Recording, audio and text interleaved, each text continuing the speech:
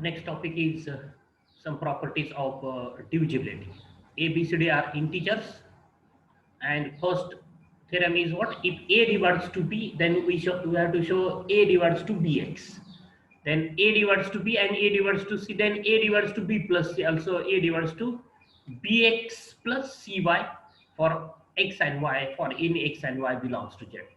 And this is A divides to B and B divides to C. Then A divides to C. And now we have to show m is not equal to 0 in Z. A divides to B, then am divides to bm. A divides to B and C divides to D, then AC divides to BD. AC divides to BD. And AB divides to BC, then A divides to C.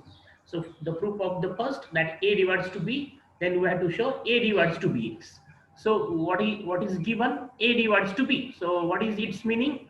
B expressed in the form A into some integer. Either use C letter or K letter for some C belongs to Z or some K belongs to Z, because A divides to B means B expressed in the form A into some integer. Use K letter or C letter.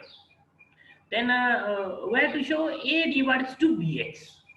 A divides to Bx. When A divides to Bx, if Bx expressed in the form A into some integer. So here is B is AC, and so multiply both sides by x. So what do we have? Bx is equal to ACX, and then write in the form at A in bracket CX, and this C and X both are integers, and therefore CX is integer, and that is we did not CX by either C dash, and where this C dash or CX is integer, and therefore this Bx expressed in the form A into some integer, Bcx is integer, or Bx expressed as A into C dash, for some C dash belongs to Z, and therefore A divides to Bx, because Bx expressed in the form A into some integer means A divides to Bx, by using the definition of what? Divisibility. What is the definition of divisibility? This is the definition of divisibility. That is, A divides to B if and only B is equal to AK for some K belongs to Z.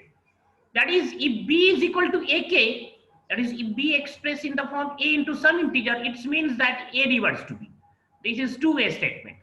That if A divides to B, then we have this. And if we have B is equal to AK for some K belongs to Z, then we say A divides to B. That is, if B expressed in the form A into some integer, then we say A divides to B. So here is we have Bx as A into some integer means A divides to Bx by reverse use of this definition. That is, B is equal to AK, then we say A divides to B. That is, B expressed in the form A into some integer, then we say A divides to B. So here Bx expressed in the form A into some integer means A divides to Bx, and that is we have to prove. That is, A divides to B and A divides to Bx. Now the second is what? A is divides to B and A divides to C, then we have to show A divides to B plus C. So since A divides to B, we have B is equal to A into some integer. So use K1 as an integer. And also A divides to C. This is assumption that A divides to B and A divides to C. And A divides to C means C expressed in the form A into some integer. That is, suppose K2 is that integer. Okay. And then we have to show A divides to B plus C. When A divides to B plus C, if B plus C expressed in the form A into some integer. So consider B plus C. And what is the value of B? Is AK1. The value of C is AK2. And take A as common. This K1 plus K2 indicate this K1 plus K2 by K. And obviously K1 and K2 are integer. Therefore K1 plus K2, that is K is integer. And that's why what we have, B plus C expressed in the form A into some integer. A into some integer, and therefore A divides to B plus C, because B plus C expressed in the form A into some integer, and therefore A divides to B plus C.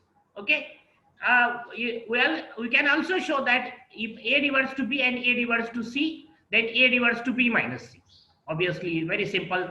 That is, consider here, write the meaning of A divides to B, that B expressed in the form A into K1, C divides to A divides to C means C expressed in the form A equal to, and then consider B minus C, that is AK1 minus AK2. Take A as common, and then K1 minus K2 indicate by K. Obviously K1 and K2 are integers, and subtraction of two integer is integer. Therefore K1 minus K2 is integer, and so b minus c expressed in the form a into some integer means a divides to b minus c. So we can also show this, that a divides to b and a divides to c, then a divides to b minus c.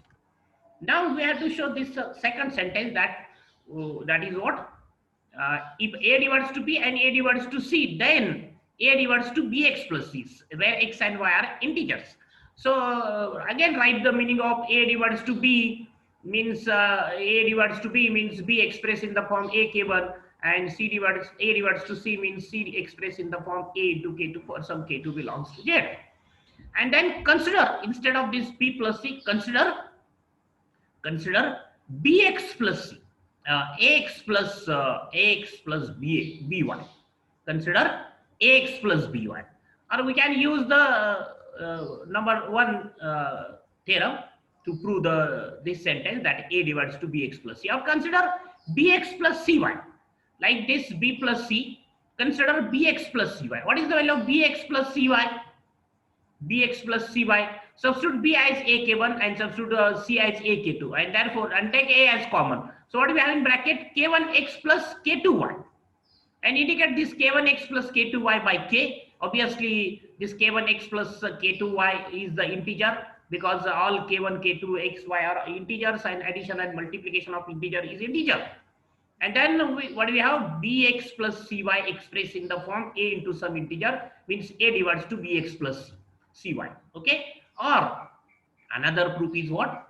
As a divides to b implies a divides to bx for some x, for any x belongs to z. By using this, a divides to b, then a divides to bx, and therefore a divides to bx. And also as a divides to c, for any y, what we have? A divides to cy. And by using 1, that is, if a divides to b and a divides to c, then a divides to b plus c. Here we have a divides to bx and a divides to cy, therefore a divides to bx plus cy. Okay, so we can give the proof of this second part of this theorem by using two methods. Either use this method, or consider, that is, assume a divides to b and a divides to c, write its meaning, that b expressed in the form ak1, c expressed in the form ak2, and consider bx plus cy, and express it as a into some integer, and obviously it expressed in the form a k1x plus k2y, indicate that k1x plus k2y is k, and then we say a divides to bx plus cy.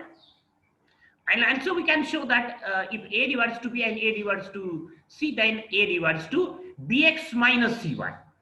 That is, instead of this considering bx plus cy, consider bx minus cy, and I express it in the form a to some integer. So next, third is what? We have to show if a divides to b and b divides to c, then a divides to c. That is, one divides to other and other divides to third one, then first divides to third one. That is, we have to show this divisibility relation is a transitive relation. When we say that relation is transitive relation, if one element is related to second and second is related to third, and if then first is related to third, then we say the relation is a transitive relation. That is, if x related to y and y related to z indicates x related to z, then we say the relation is a transitive relation. So now we have to show if a divides to b and b divides to c. So this is given that a divides to b and b divides to c, and we have to show a divides to c. So write the meaning of a divides to b as a divides to b, b expressed in the form a into some integer. Either use x, y here later, or c, or any other. C is already there, so use k1, k2, k3, k. Here the letter is used to indicate some integer x. So this a divides to b means b expressed in the form a into some integer. Also b divides to c implies c expressed in the form b into some integer for some y belongs to z. Either use x, y, or k1, k2. And then we have to show a divides to c. So when a divides to c, if c expressed in the form a into some integer, so consider c. And what is the value of c? Is by. And what is b? Is ax. So what do we have? C is equal to by is equal to axy, and then write as b c ax. Then write c is equal to a, write x into y in one bracket. And this suppose indicate x into y by x dash. Then what we have, c is equal to ax dash. Obviously this x is integer, y is integer, and multiplication of two integer is integer, and therefore x into y is integer, and therefore c expressed in the form a into some integer indicates or implies a divides to c. And this is why to show this property divisibility is transitive property. Then next one is what, number 4, where to show am is not equal to 0, and given that a divides to b, and where to show am divides to bm. So write first a divide, meaning of a divides to b. So a divides to b indicates that b expressed in the form a into some integer for x belongs to z, and then multiply, and now we have to show am divides to bm. So when am divides to bm, if bm expressed in the form am into some integer, so just multiply to this equation, b is equal to ax by m. So what do we have, bm is equal to axm, and then write axm in this fashion, that amx. So this x is integer, and so bm expressed in the form am into some integer implies am divides to bm. Okay, because bm expressed in the form am into some integer, and therefore am divides to bm. Now the fifth number, the theorem number 5, if a divides to b and c divides to, then we have to show ac divides to bd. So first write the meaning of a divides to b and c divides to d.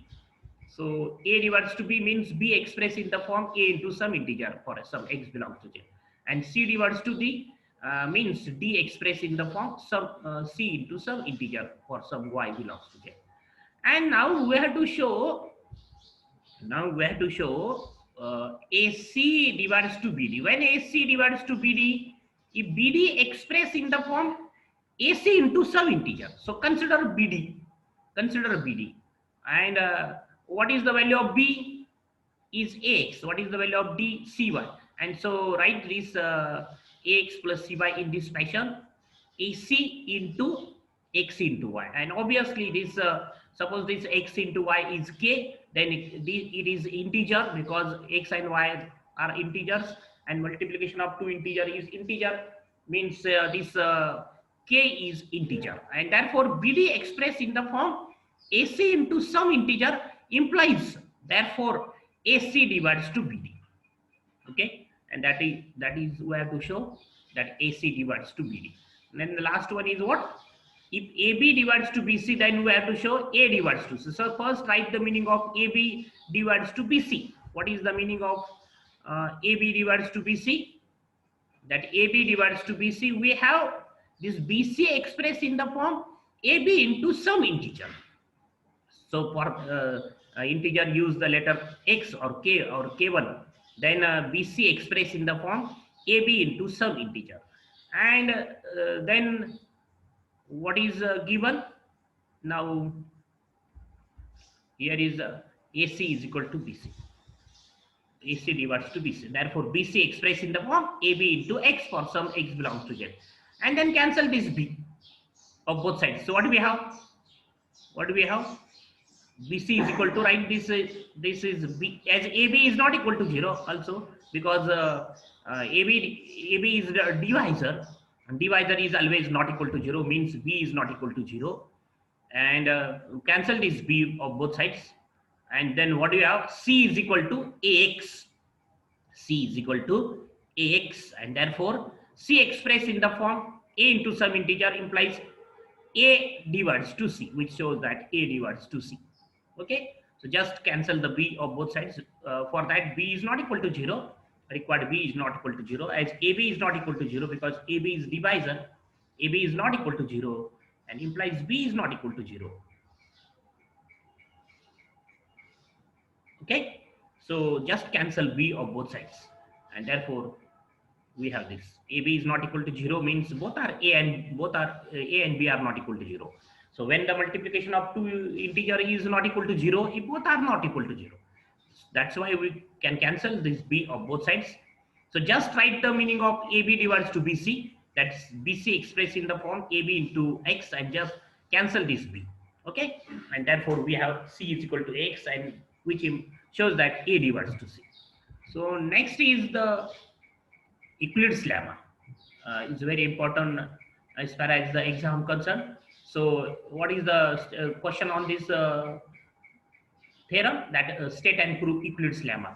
So if P is prime, so what is the meaning of prime? Prime means the numbers that are divisible by 1 or itself are called prime. So P is prime. And AB are integers such that P divides to AB. Then either prove that P divides to A or P divides to B. So this is the Euclid's lemma. And we will see the proof of this theorem in the next lecture.